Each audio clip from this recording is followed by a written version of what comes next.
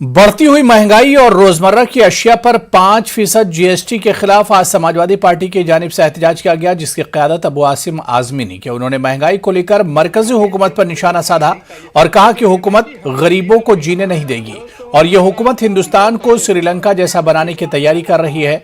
मुस्लिम reservation पर अबू आसिम आज़मी ने भी नाराजगी का इजहार किया। हमारे नुमाइंदे प्रशांत पांडे ने इस एहतजाज का जायजा लिया और अबू आसिम आज़मी से बातचीत की।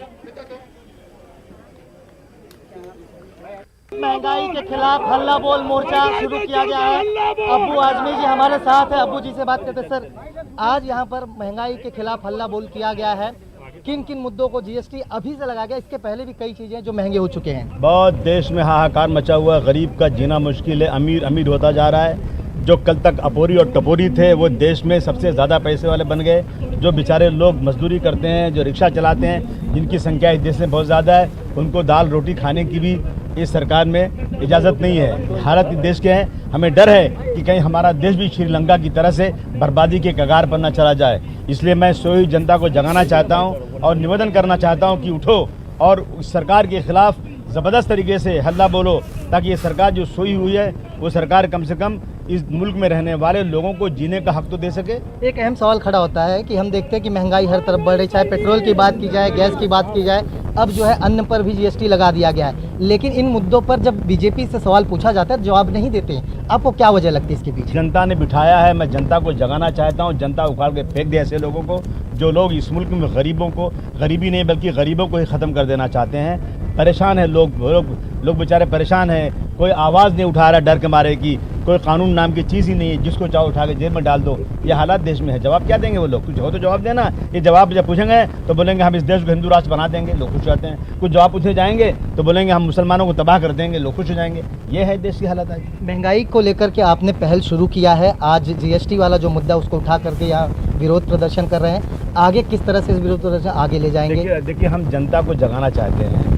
जो जनता सोई हुई है ये किसी एक धर्म, किसी एक जात का मैसर नहीं है। ये इस देश में रहने वाले 130 करोड़ लोगों में से कम 110 करोड़ लोग ऐसे हैं जो रोज़ कमाते और खाते हैं। अगर वो जाग जाएंगे, मैं समझता हूँ ये सरकार को पलट देंगे। भाई, एक आखिरी सवाल जो अहम है, आपने जिस तरह से कहा कि जब महंगाई की बात आती है, किसी मुद्दे की बात आती है, तो बीजेपी की तरफ से हिंदू मुस्लिम छेड़ लिया जाता है, मंदिर मस्जिद को मुद्दा बना लिया जाता है। इन सारे सवालों से जो है दरकिनार कर लेते हैं। तो ऐसे में इसका क्या सोल्यूशन है आपके नज़र में? सोल्यूशन यही है ना, कि सोल्यूशन है कि जनता को जगाएं, जनता को बताएं कि ये लोग जो नफरत फैला रहे हैं झूठ बोल करके, सच भी नहीं है ये।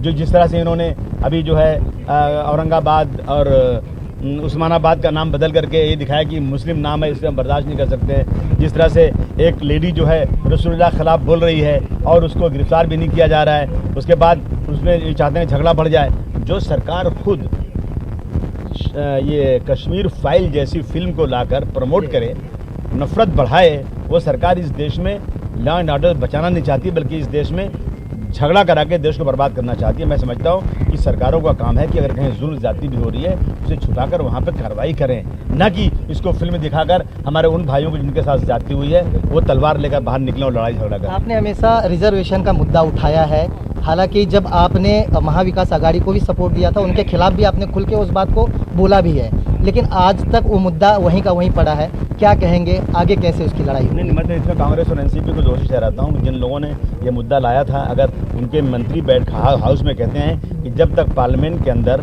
इसमें अमेंडमेंट नहीं होगा और कोटा नहीं बढ़ाया जाएगा उस वक्त तक हम नहीं दे सकते। मैं उनसे ही पूछता हूँ कि तुम लोग क्या पढ़े लिखे हो, जाहिल हो? तुमने क्या जब इस मुद्दे को लाया था असेंबली में और कहा था कि 5% मुसलमानों को रिजर्वेशन मिलेगा, जब कोर्ट ने भी कह दिया मिलेगा, उसके बाद तुम किस मुंह से ये कहते हो कि अब ये रिजर्वेशन नहीं मिल सकता? मैं समझता हूँ सिर्फ और सिर्फ बेवकूफ़ बनाया जा रहा है। इस मुल्क में मुसलमानों के लिए ऐसा लगता है कि ये मुल्क जो है इनके लिए आराम की जगह नहीं रह गई है। शुक्रिया हमसे बात करने के लिए। ये अबू आज़मी जी थे जिन्होंने साफ तौर पर बताया कि किस तरह से सिर्फ महंगाई ही नहीं मुद्दा, बल्कि मुसलमानों का रिजर्वेशन वाला भी मुद्दा है। कई ऐसे मुद्दे हैं जिसे लेकर के अब जो है हल्ला बोल विरोध प्रदर्शन शुरू किया गया। मैं आपको तस्वीर इस तरफ दिखाऊं तो आप देखिए मुंबई का आज़ाद मैदान है, जहां पर भारी संख्या में समाजवादी पार्टी के कार्यकर्ता और साथ ही अबू आज़मी के अगुवाई में इस विरोध प्रदर्शन को अंजाम दिया गया है। और हमारी अभी अबू आज़मी से जो साफ तौर पर बात हुई, उनका कहना है कि चाहे वो किसी भी मुद्दे की बात हो महंगाई को लेकर के, लेकिन जनता को जगाना अब ज़रूरी है। और साथ ही साथ उन्होंने साफ तौर पर कहा कि मुसलमान रिजर्वेशन को लेकर के सरकार जो है जनता को सिर्फ बेवकूफ़ बना रही है। कैमरामैन संतोष दिसले के साथ प्रशांत पांडे, न्यूज़ 18 मुंबई।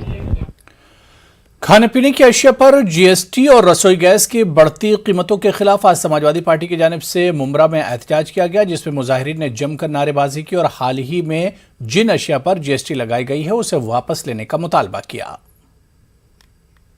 आज समाजवादी पार्टी पूरे प्रदेश में धरना प्रदर्शन कर रही है, इसलिए कि जीएसटी का जो नया काला कानून रसोई और राशन पर, दूध दही मट्ठे छाछ पर, गरीबों की अब खुराक पर, उनके खाने पीने की चीज़ों पर जिस तरह से टैक्स लगाया जा रहा है उसके खिलाफ हम खंडन करते हैं, उसकी निंदा करते हैं। उसको लेकर के सरकार से आज मुतालबा कर रहे हैं कि सरकार गरीबों मजदूरों को बख्श दे, उनके खिलाफ ये काला कानून वापस ले।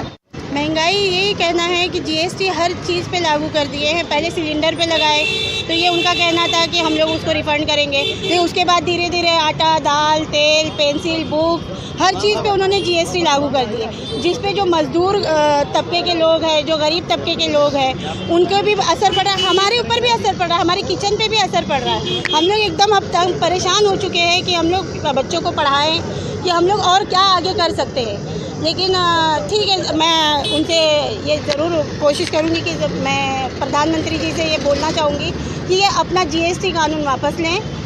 हम लोग का ये धरना प्रदर्शन, हमारी सारी महिलाएं जो आज रोड पे हैं, यही वजह से रोड पे हम लोग निकले हैं कि वो अपना ये जीएसटी कानून वापस लें।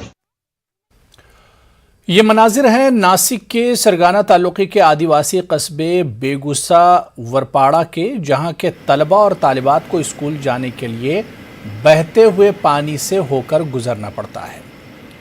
तलबा स्कूल जाने के लिए अपनी जान हथेली पर लेकर सफ़र करते हैं, क्योंकि डैम से बहने वाला सैलाबी पानी इनकी जानों के लिए ख़तरा बन गया है और कभी भी कोई बड़ा हादसा हो सकता है।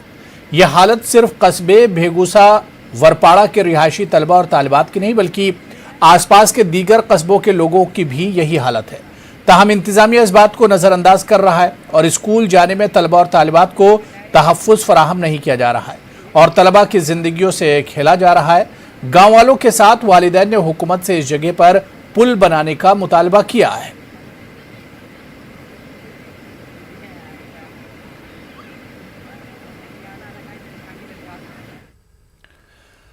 महाराष्ट्र में ओबीसी को सियासत में रिजर्वेशन के लिए सुप्रीम कोर्ट की जानिब से हरी झंडी तो मिल गई है, ताहम ओबीसी समाज में शामिल छोटे ग्रुपों का इल्जाम है कि इस रिजर्वेशन से सिर्फ उन्हीं लोगों को फायदा मिल रहा है जो ओबीसी में आबादी के लिहाज से बड़े ग्रुप हैं। धोबी, नाई, मोची, इस तरह 12 छोटी बिरादरियों को 27% रिजर्वेशन में से 9% रिजर्वेशन अलग से मुहैया किया जाए। इस तरह का मुतालबा अकोला के उन छोटे बिरादरियों के लोगों ने किया है। ये बड़ी संख्या में जो जाती है, इनको ही रिजर्वेशन का फायदा होता। सुतार, कुम्हार, लोहार, धोबी, नावी, इनको इसकी फायदा नहीं होता, तो इनका 27% में से 9% आरक्षण इनको अलग कर दिया जाए। ये रोहिणी आयोग की सिफारिश है, ये केंद्र में गई हुई है, लेकिन 7-8 साल से हमको वो भी न्याय नहीं मिल रहा है। एक्चुअली प्रैक्टिकली ऐसा है कि समझ लो कि मैं धोबी समाज का हूँ और मैं जब एखादे पक्ष में काम करता हूँ 10-12 साल, और जब टिकट मांगने जाता, वार्ड का हो या पंचायत समिति का हो या विधानसभा का हो, तो उसको यही पूछा जाता कि भाई तुम्हारा समाज कितना है। अगर मैंने वहाँ बोला कि भाई मेरे 300 घर है, तो वो बोलते कि भाई माड़ी समाज के तो 10,000 घर है, तो तुम चुन के कैसे आएंगे। मालेगांव आउटर हल्के की आवाम खराब रास्तों और कीचड़ से परेशान है। बरसों से रमजानपुरा और दीगर इलाकों में तरक्याती काम नहीं हुए। ये इलाके रियासत के साबिक वज़ीर ज़राअत दादा भूसे के हल्के इंतखाब के हैं, जो फिलहाल इक़्तिदार की लड़ाई में वज़ीर आला एकनाथ शिंदे के साथ इक़्तिदार के मज़े लूटने में मसरूफ़ हैं। दादा भूसे को अपने असेंबली हल्के की तरक्की में ध्यान देने का वक्त नहीं मिल रहा है और इसीलिए यहाँ की आवाम खराब रास्तों से परेशान है।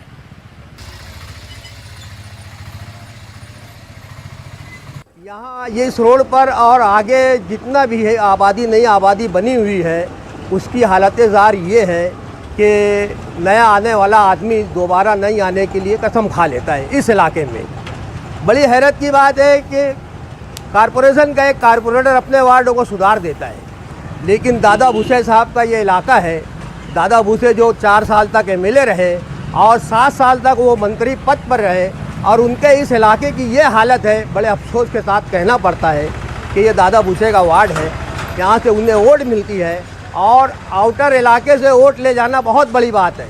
जो खालिस मुस्लिम आबादी पर, मुस्लिम कम्युनिटी पर बसा हुआ है, वहाँ से इतनी अक्सरियत से वोट मिलती है और उस इलाके का दादा भूसे के दौर में ये हाल है। चलिए यहाँ पर रुकेंगे फिलहाल छोटे